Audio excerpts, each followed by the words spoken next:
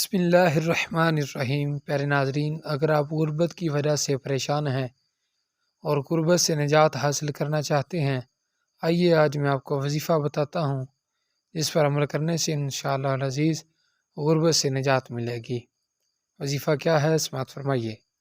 جو شخص روزانہ 90 بار یا مالکو یا مالکو یا مالکو 90 بار پڑھے گا اور ساتھ میں اول آخر 3 بار درود شریف پڑھے گا اور مستقل اس عمل کو کرتا رہے گا تو اس عمل کی برکت سے کچھ ہی عرصے میں اللہ کی رحمت سے رزق کے دروازے ایسے کھلیں گے کہ انشاءاللہ العزیز نسلیں مالا مال ہو جائیں گی۔